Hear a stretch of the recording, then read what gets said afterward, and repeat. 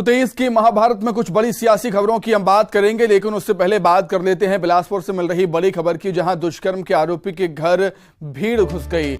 आरोपी आफताब मोहम्मद के घर घुसी है भीड़। आरोपी और पार्षद चाचा के खिलाफ नारेबाजी हुई है। मौके पर पुलिस पहुंची है प्रदर्शनकारियों को शांत कराने के लिए।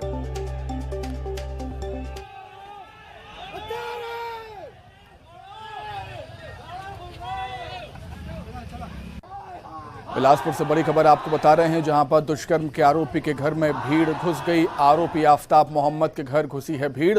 अधिक जानकारी के लिए हम बातचीत करेंगे। संवाददाता युगल तिवारी जुड़े हुए हैं हमारे साथ। युगल, फिलहाल क्या कुछ हालात है वहां पर, क्या कुछ जानकारी, क्या कुछ अपडेट है? उसके मां पर पॉस्को एक्ट के तहत कार्रवाई की गई। उसके बाद पूरा ये मामला बवाल मचा हुआ है। फिलहाल कल थाने का घेराव किया गया था, आज रतनपुर नगर को बंद किया गया है। उसी में से कुछ भीड़ है जो रेप पीड़िता है, उसके जो आरोपी है उसके घर में घुसी हुई है। पुलिस ने हालांकि इस मामले में जो है थाना प्रभारी है उसे लाइन अटैच कर दिया है। रायपुर एसपी संतोष कुमार सिंह ने जांच के आदेश भी दे दिए हैं। एक अलग से टीम गठित की गई है। फिलहाल स्थिति नियंत्रण में है और जो प्रदर्शनकारी है उन्हें समझाइश दी जा रही है। जी ठीक है, आपका बहुत शुक्रिया जुड़ने के लिए, तमाम बातचीत के लिए। आगे बढ़ते हैं, बात करेंगे 23 की महाभारत की। चुनावी साल में एक के बाद एक घोषणाएं और दावे किए जा रहे हैं। ओबीसी विभाग की बैठक में कमलनाथ ने बड़ा ऐलान किया। कमलनाथ ने कहा, हमारी सरकार आएगी तो जातिगत जनगणना कराएंगे, तब दूध का दूध पानी का पानी हो जाएगा। कमलनाथ ने कहा कि जातिगत जनगणना नहीं होगी तो सामाजिक न्याय नहीं हो पाता, क्योंकि प्रदेश में करीब 55% ओबीसी हैं।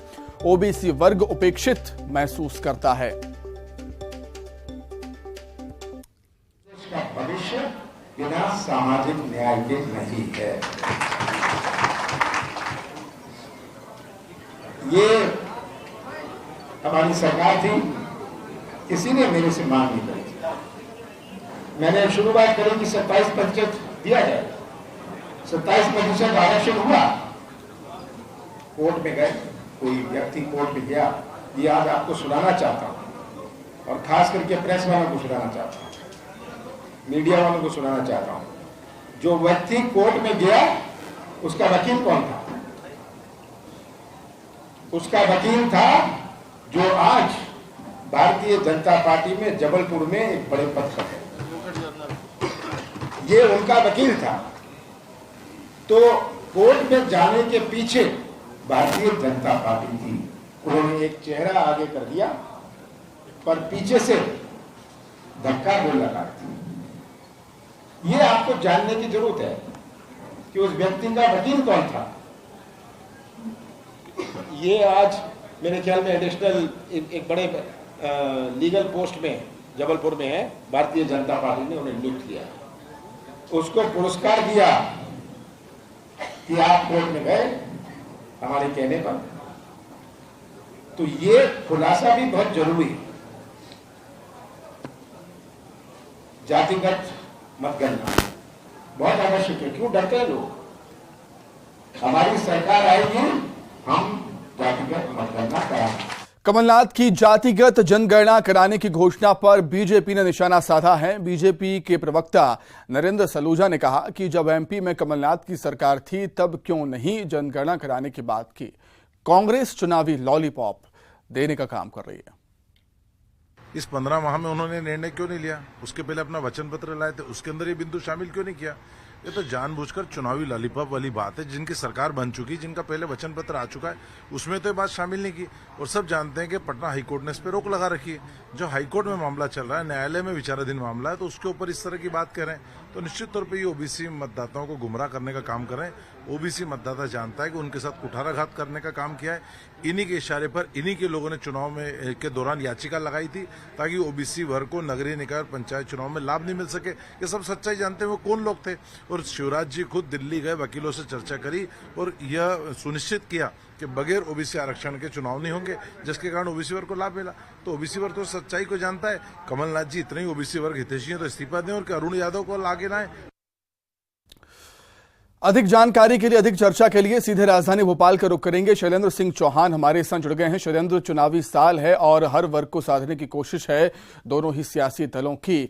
हम सब जानते हैं कि ओबीसी वर्ग का एक बड़ा वोट बैंक मध्य प्रदेश में है और ओबीसी वर्ग को साधने की कोशिश यहां पर नजर आती है कांग्रेस की। सुमित, मध्य प्रदेश में राजनीति का पारा गर्म है और यहाँ पर सबसे ज़्यादा सियासी जातियों को साधने का खेल चल रहा है। कोई भी राजनीतिक दल हो वो यही चाह रहा है कि ज़्यादा से ज़्यादा ओबीसी वर्ग को अपने साथ लाया जाए। मध्य प्रदेश में 50% से ज़्यादा आबादी ओबीसी वर्ग से है और लगातार देखने में आ रहा, आज कमलनाथ ने कहा है कि मध्य प्रदेश में अब जातिगत जनगणना कराई जाएगी और इसका पीछे सीधा उद्देश्य यही है कि जो ओबीसी वर्ग है, जो ओबीसी तबके की छोटी जातियां हैं, उनको साथ लाया जाए, उनको योजनाओं का लाभ नहीं मिलता है। और कहीं ना कहीं ये देखने में आ रहा है कि ये कमलनाथ ने जो बात कही है, क्योंकि कुछ दिन में मुख्यमंत्री शिवराज सिंह चौहान ने भी लगातार कई बड़ी घोषणाएं की है। सरकार ने कई ओबीसी वर्ग के समाज के लिए कल्याण बोर्ड बनाए हैं, वो रजक कल्याण बोर्ड हो, अभी हाल ही में जाट महासम्मेलन हुआ था, उस दिन उन्होंने घोषणा की थी कि जाट जो जाति है उसके लिए भी एक अलग से बोर्ड बनाया जाएगा। तो जहां भाजपा सरकार की तरफ से 5 बड़े बोर्ड बनाए जा चुके हैं ओबीसी वर्ग के लिए, अब उसी तर्ज पर आज कमलनाथ ने अपनी तरफ से एक नया दाव खेला है और उन्होंने बड़ी घोषणा की है कि मध्य प्रदेश में जातिगत जनगणना कराई जाएगी और इसको लेकर भाजपा की तरफ से प्रतिक्रिया भी आना शुरू हुई है। लेकिन अब ये जातिगत जनगणना किस तरह होगी, क्या होगा, ये अभी देखना दिलचस्प होगा। बिल्कुल शैलेंद्र, सवाल यह भी उठता है कि जब चुनाव नजदीक आते हैं तो ही राजनीतिक दलों को ओबीसी वर्ग की याद क्यों आती है, बाकी समय इन दलों को क्या हो जाता है, एक सवाल यह भी है। और कहीं ना कहीं बीजेपी की तरफ से सवाल भी वाजिब उठा है कि जब कांग्रेस की सरकार थी मध्य प्रदेश में तब इसकी बात क्यों नहीं कही। ओबीसी जातिगत जनगणना का कभी भी ऐसा मसला सामने नहीं आया है कि, और दूसरा कि मध्य प्रदेश में जो मुख्यमंत्री शिवराज सिंह चौहान है वो खुद ओबीसी वर्ग से, तो भाजपा तो हमेशा इस चीज़ को बोलती रही है, भुनाती भी रही है कि हमने पहली बार ओबीसी वर्ग का सीएम दिया है और आज तक कांग्रेस ने कभी कोई ओबीसी सीएम नहीं दिया। तो ये बात उठती रही है। तो कहीं ना कहीं ये बात भी सवालों में है कि अब आगे किस तरह से ओबीसी राजनीति किस करवट लेगी, अभी ये देखना होगा। ओबीसी वर्ग किसके साथ होगा ये तो आने वाला वक्त ही बता देगा। बहुत धन्यवाद शैलेंद्र आपका जुड़ने के लिए, तमाम बातचीत के लिए आपका बहुत शुक्रिया। आप हमारे साथ बने रहिएगा, कुछ और खबरों पर आपसे हम जानकारी लेंगे। आगे बढ़ेंगे। सीएम शिवराज सिंह चौहान के बेटे कार्तिकेय सिंह चौहान ने कांग्रेस को नसीहत देते हुए अपने ट्विटर हैंडल से एक भावनात्मक पोस्ट किया है। उन्होंने कांग्रेस की सोच और संस्कारों पर सवाल उठाए हैं। उन्होंने लिखा है कि मेरी माँ पिता मेरी ताकत हैं, लेकिन कांग्रेस रिश्तों की पवित्रता और प्रेम को नहीं समझ सकती। कांग्रेस के पास कोई मुद्दा नहीं है, अब वो मुद्दा विहीन पार्टी बन गई है। कार्तिकेय ने ट्वीट में लिखा है कि मेरे पिता के लिए जनता की सेवा प्रथम धर्म है। वो परिवार के लिए कम समय दे पाते हैं, जो भी समय साझा करते हैं उसका इस्तेमाल कांग्रेस अपने राजनीतिक फायदे के लिए करती है। बता दें कि एमपी कांग्रेस ने अपने ट्विटर हैंडल पर एक वीडियो पोस्ट किया है और साथ ही लिखा है इस वीडियो के साथ कि जल्द ही कमलनाथ की सरकार आने वाली है और कमलनाथ के मुख्यमंत्री बनते ही आपको भी 500 रुपये में सिलेंडर मिलेगा। ये वीडियो तब का है जब सीएम शिवराज सिंह चौहान अपनी धर्मपत्नी साधना सिंह के साथ मौजूद थे और साधना सिंह कुछ महिलाओं के साथ चूल्हे पर खाना बनाती हुई नजर आई थी। तो इसी वीडियो को आधार बनाकर कांग्रेस ने तंज कसा है कि जब कमलनाथ की सरकार बनेगी मध्य प्रदेश में, कमलनाथ सीएम बनेंगे तो आपको भी 500 रुपये में सिलेंडर उपलब्ध कराएंगे।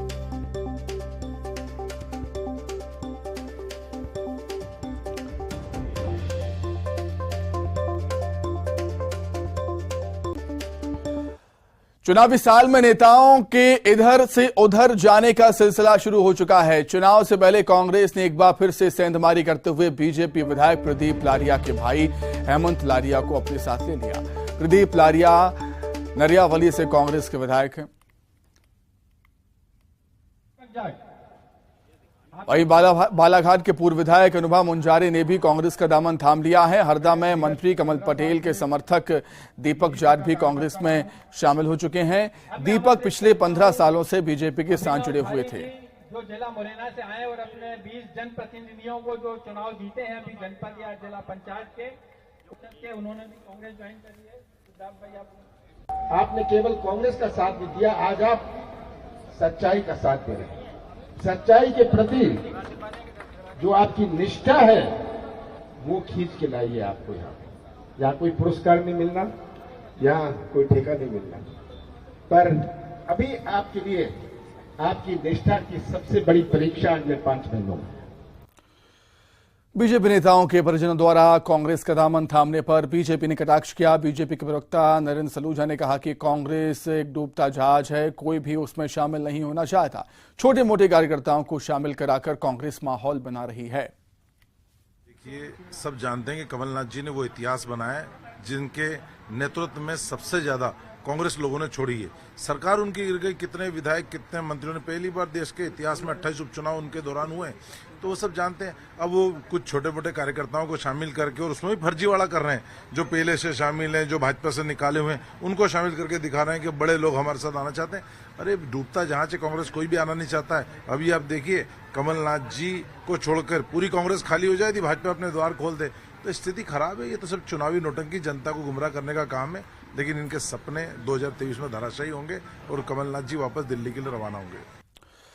खबर पर अधिक चर्चा करने के लिए सीधे भोपाल का रुख कर लेते हैं। शैलेंद्र सिंह चौहान लगातार हमारे साथ जुड़े हुए हैं। शैलेंद्र, जब चुनाव नजदीक आते हैं तब दल बदल की सियासत हमें देखने को मिलती है, वैसा ही मध्य प्रदेश में कुछ देखने को मिल रहा है। शैलेंद्र, विधानसभा चुनाव में 5 महीने बाकी हैं और दल बदल, पाला बदल की राजनीति तेज हो चली है। कुछ दिन पहले भाजपा से कुछ नेता कांग्रेस में आए और अब कांग्रेस से कुछ भाजपा में गए और आज अचानक से कांग्रेस को बड़ा वो मिला है समर्थन। उसमें लगातार कई ऐसे नेता भाजपा में छोड़कर कांग्रेस में आए हैं जो काफ़ी मजबूत माने जाते हैं। देखा जाए तो बालाघाट से पूर्व विधायक है जो कि अनुभा मुंजारे, आज वो शामिल हुई। दूसरा, सागर से जो विधायक है प्रदीप लारिया, उनके भाई खुद हेमंत लारिया ने आज कांग्रेस की सदस्यता ली है। और इनके आने के बाद ये भी उन्होंने कहा भी कि अब भाजपा में कुछ ना कुछ ऐसा चल रहा है जहाँ कार्यकर्ताओं को तवज्जो नहीं दी जा रही है, कार्यकर्ताओं की सुनी नहीं जा रही है। दूसरा, हरदा से भी ऐसा ही हुआ, वहाँ पर दबंग मंत्री है कमल पटेल, उनके खास समर्थक दीपक जाट है जिन्होंने आज कांग्रेस की सदस्यता ली है। तो पाला बदल की राजनीति अब तेज हो चली है और कहीं ना कहीं अब आगे भी ये देखने में आएगा कि दोनों ही दलों में कोई इधर जाएगा या कोई उधर जाएगा। बिल्कुल शैलेंद्र, और अब हम कहें कि राजनीति में, सियासत में अब दल बदल की प्रक्रिया एक आम प्रक्रिया हो चुकी है। अगर किसी राजनेता को किसी पार्टी में अपना भविष्य सुरक्षित नजर नहीं आता है तो वो दल बदल लेता है। हाँ, देखिए, अब बिल्कुल यही बात है, क्योंकि अगर किसी को लगता है कि उसे शायद इस पार्टी से अब टिकट नहीं मिलेगा या उसे लगता है कि उसकी उपेक्षा हो रही है, तो ये वो समय है जब दोनों ही दल पलक पावड़े बिछाकर ये इंतजार कर रहे हैं कि बस कोई नेता आए और हम उन्हें अपनी पार्टी ज्वाइन कराएं। और दोनों दल ये मैसेज देना चाहते हैं कि अब हमारी सरकार ही आने वाली है या हम इतने मजबूत है कि हमारे साथ लोग जुड़ना चाह रहे हैं, और इस तरह की राजनीति अब और चरम पर होगी। ठीक है शैलेंद्र, आपका बहुत धन्यवाद जुड़ने के लिए, तमाम बातचीत के लिए आपका बहुत शुक्रिया। आगे बढ़ेंगे। अब तक तो आपने हर साल खेती किसानी के समय यूरिया खाद की किल्लत की खबरें देखी होंगी, सुनी होंगी। आप में से कई किसानों ने तो शायद धरना प्रदर्शन तक किया होगा, लेकिन चूंकि ये साल चुनावी है लिहाजा सरकार फिक्रमंद हो गई है ताकि कहीं वोट में दिक्कत ना आए। लेकिन कांग्रेस इस पर भी प्रश्न चिन्ह लगा रही है।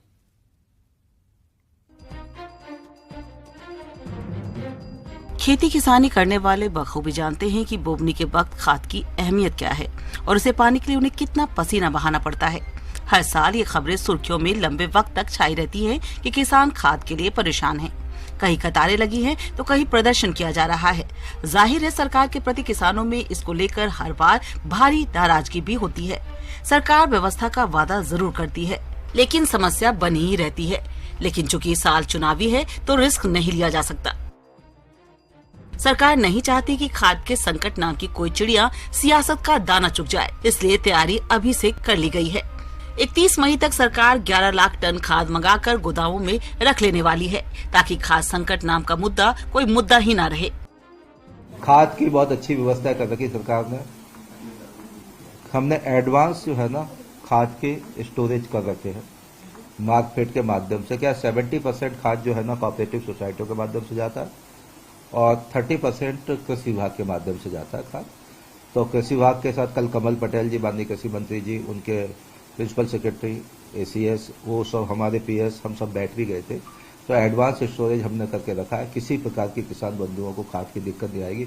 अभी भी अगर किसानों को खाद लेना है, एडवांस अपने यहाँ पे भी जमा करके रखना है, तो अभी भी मैं न्योता देता हूँ किसानों को। अभी से भी खाद की स्थिति में हम लोग कंप्लीट तैयार हैं, कभी भी ले सकते हैं। अब भले ही सरकार पहले से तैयारी में जुटकर खाद संकट के मुद्दे से पार पाने में अभी से लगी हो, लेकिन कांग्रेस इस पर भी सवाल उठाती है। कांग्रेस पूछती है कि चुनाव के साल में जब खाद का पर्याप्त स्टॉक का दावा हो रहा है, तो इसका मतलब ये है कि अब तक सरकार की शह पर खाद की कालाबाजारी चलती थी। उसका ये भी कहना है कि सरकार बताए कि चुनावी साल में कैसे सरकार को खाद का एडवांस स्टॉक हासिल हो गया। तो सरकार को यह अक्ल सिर्फ 5 माह पहले चुनाव के क्यों नहीं आई है? यानी सरकार ने यह साबित कर दिया है कि इसके पहले के वर्षों में, चुनाव के पहले, सरकार खुद खाद और बीज की ब्लैकमेलिंग कराती थी। आज कोटा उपलब्ध हो रहा है और पहले खाद बीज का कोटा ब्लैक में खरीदना पड़ता था किसान को। तो ये तो प्रूव कर दिया सरकार ने कि इस वर्ष खाद की उपलब्धता चुनाव के पहले पर्याप्त होगी। तो पहले अपर्याप्त क्यों थी? उसको ब्लैक कौन करते थे? जो ब्लैक मेलर थे, मुनाफाखोर थे, उनको संरक्षण किसने दिया था? इस बात से तो स्वीकार कर लिया सरकार ने कि हमारे ही आंगन में पलते थे मुनाफाखोर। कहा जाता है कि सियासी दल कितने भी खेल खेले, लेकिन वोटर समझदार होता है। वो सियासत के हर खेल को बारीकी से समझता भी है और परखता भी है। ऐसे में चुनावी साल में किसानों के लिए सरकार की ये फिक्र और इस फिक्र पर कांग्रेस के सवाल, दोनों को वोटर जान रहा है। उसे भी मालूम है कि चुनावी साल में उसके भले के लिए नहीं, वोट के लिए दाना डाला जा रहा है। भोपाल से न्यूज़ 18 के लिए शैलेंद्र सिंह की रिपोर्ट।